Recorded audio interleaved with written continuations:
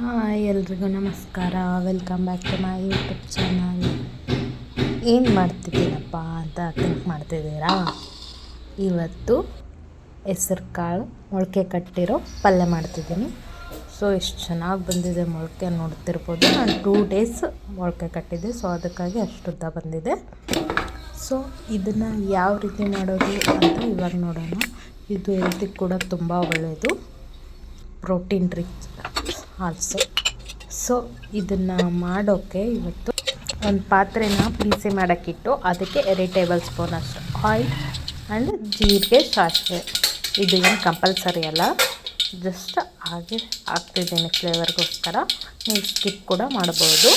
ಅದಾದಮೇಲೆ ಕರಿಬೇವೆಲೆ ಹಾಕ್ತಿದ್ದೀನಿ. ಅದನ್ನು ಚಿಕ್ಕದಾಗಿ ಕಟ್ ಮಾಡ್ಕೊಂಡು ಹಾಕ್ಕೋಬೋದು, ಇಲ್ಲ ಹಾಗೇನೂ ಹಾಕ್ಕೋಬೋದು. ಅದಾದಮೇಲೆ ಒಂದು ಈರುಳ್ಳಿ, ಅದನ್ನು ಚಿಕ್ಕದಾಗಿ ಕಟ್ ಮಾಡ್ಕೊಂಬಿಟ್ಟು ಹಾಕ್ಕೊತಿದ್ದೀನಿ. ಸೊ ಇದನ್ನೆಲ್ಲ ಹಾಕಿ ಚೆನ್ನಾಗಿ ಒಂದು 5 ಮಿನಿಟ್ಸ್ ಬೇಯಕ್ಕೆ ಬಿಡಬೇಕು.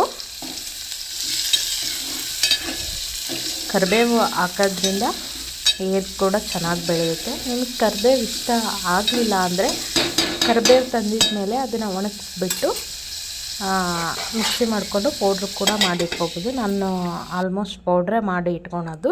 ಸೊ ಫ್ರೆಶ್ ಸಿಕ್ಕಾಗಷ್ಟೇ ನಾನು ಈ ಥರ ಹಾಕ್ತೀನಿ, ಇಲ್ಲಾಂದರೆ ಅದನ್ನು ಒಣಗಿಸ್ಬಿಟ್ಟು ಸ್ಟೋರ್ ಮಾಡಿ ಇಟ್ಕೊಂಡಿದ್ದೀನಿ. ನಾನು ಆಲ್ಮೋಸ್ಟ್ ಎಲ್ಲ ವಿಡಿಯೋದಾಗೂ ಪೌಡ್ರ್ ಹಾಕೋದು ನೀವು ನೋಡಿರ್ಬೋದು. ಸೊ ಇವಾಗ ಚೆನ್ನಾಗಿ ಬೆಂದಿದೆ ಈರುಳ್ಳಿ ಎಲ್ಲ. ಸೊ ಅದಕ್ಕೆ ನೆನೆಸಿ ಮೊಳಕೆ ಕಟ್ಟಿರೋಂಥ ಕಾಳನ್ನ ಹಾಕ್ತಿದ್ದೀನಿ. ನೀವು ಇಲ್ಲಿ ಹೆಸರು ಕಾಳು ಯೂಸ್ ಮಾಡ್ಬೇಕು ಅಂತ ಏನು ರೂಲ್ಸ್ ಇಲ್ಲ. ನಿಮ್ಗೆ ಇಷ್ಟ ಬಂದದ್ದು ಕಾಳು ಯಾವುದಾದ್ರೂ ಓಕೆನೇ. ಮೊಳಕೆ ಕಟ್ಟಿಲ್ಲ ಅಂದರೆ ಹಾಗೆ ಕೂಡ ಮಾಡ್ಕೋಬೋದು. ಕಾಳು ಹಾಕ್ಬಿಟ್ಟು ಚೆನ್ನಾಗಿ ಮಿಕ್ಸ್ ಮಾಡ್ಕೋಬೇಕು. ಕೆಳಗೆಲ್ಲ ಈರುಳ್ಳಿ ಇರುತ್ತಲ್ಲ ಅದೆಲ್ಲ ಮಿಕ್ಸ್ ಆಗೋ ಥರ ಮಾಡ್ಕೋಬೇಕು. ಇದಕ್ಕೆ ರುಚಿಗೆ ತಕ್ಕಷ್ಟು ಉಪ್ಪು ಹಾಕಬೇಕು.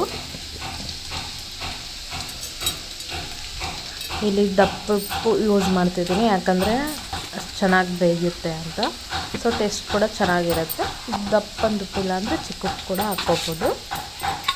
ಅದಾದಮೇಲೆ 1 ಟೇಬಲ್ ಸ್ಪೂನಷ್ಟು ಅರಿಶಿನ ಪುಡಿ ಹಾಕ್ತಿದ್ದೀನಿ. ಇದನ್ನೆಲ್ಲ ಹಾಕ್ಬಿಟ್ಟು ಚೆನ್ನಾಗಿ ಮಿಕ್ಸ್ ಮಾಡ್ಕೋಬೇಕು.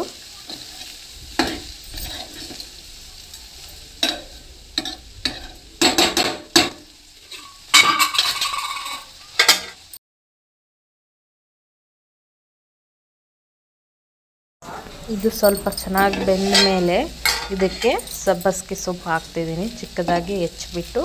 ಸೊ ಸಬ್ಬಸಿಗೆ ಸೊಪ್ಪು ಹಾಕಲೇಬೇಕಂತ ಏನು ರೂಲ್ಸ್ ಇಲ್ಲ. ನಾನು ಮಾರ್ಕೆಟ್ನಲ್ಲಿ ತಂದಿದ್ದೆ ಅಂತ ಅಂದ್ಬಿಟ್ಟು ಹಾಕ್ತಿದ್ದೀನಿ. ಟೇಸ್ಟ್ ಕೂಡ ಸಖತ್ತಾಗಿರುತ್ತೆ. ತಂದು ಕೂಡ ನೀವು ಹಾಕ್ಕೊಂಡು ಮಾಡ್ಕೋಬೋದು, ಚೆನ್ನಾಗಿರುತ್ತೆ ಟೇಸ್ಟ್ ಅಂತ. ಇದನ್ನು ಹಾಕ್ಬಿಟ್ಟು ಚೆನ್ನಾಗಿ ಮಿಕ್ಸ್ ಮಾಡ್ತಿದ್ದೀನಿ.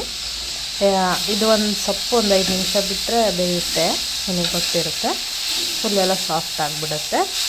ಇವಾಗ ಅದನ್ನು ಬೇಯಲಿಕ್ಕೆ ಬಿಡಬೇಕು. ಸೊಪ್ಪೆಲ್ಲ ಸಾಫ್ಟ್ ಆದಮೇಲೆ ಇದಕ್ಕೆ ಹಸಿಮೆಣ್ಸಿನ್ಕಾಯಿ ಪೇಸ್ಟ್ ಹಾಕ್ತಿದ್ದೀನಿ. ಈ ಹಸಿಮೆಣ್ಸಿನ್ಕಾಯಿ ಪೇಸ್ಟ್ಗೆ ಏನೇನು ಹಾಕಿದ್ದೀನಿ ಅಂದರೆ ಜಸ್ಟ್ ಒಂದು 6ರಿಂದ 7 ಖಾರ ತಿನ್ನೋರಾದರೆ ಒಂದು 10 ಮೆಣಸಿನ್ಕಾಯಿ ಮತ್ತು ಒಂಚೂರು ಬೆಳ್ಳುಳ್ಳಿ. ಟೊಮೊಟೊ ಬೇಕಿದ್ದರೆ ಆ್ಯಡ್ ಮಾಡ್ಕೋಬೋದು. ನಾನಿಲ್ಲಿ ಟೊಮೊಟೊ ಆ್ಯಡ್ ಮಾಡಿಲ್ಲ.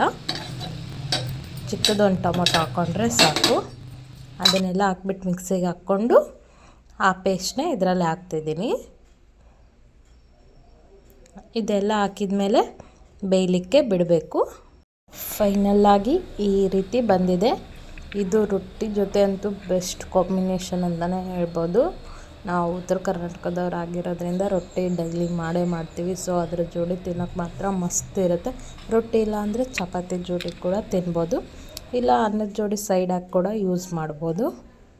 ಇದೇ ರೀತಿ ಒಳ್ಳೆ ರೆಸಿಪಿನ ನನ್ನ YouTube channel and Anjali Kashinath Instagram ಅಕೌಂಟಲ್ಲಿ ಅಪ್ಲೋಡ್ ಮಾಡ್ತಿರ್ತೀನಿ.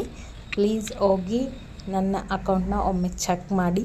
ನಿಮಗಿಷ್ಟ ಆಗಿದ್ದರೆ ಮಾತ್ರ ಫಾಲೋ ಮಾಡ್ಕೊಳ್ಳಿ ಅಂತ ಹೇಳ್ತಾ ಎಲ್ರಿಗೂ ಬಾಯ್. ಧನ್ಯವಾದಗಳು.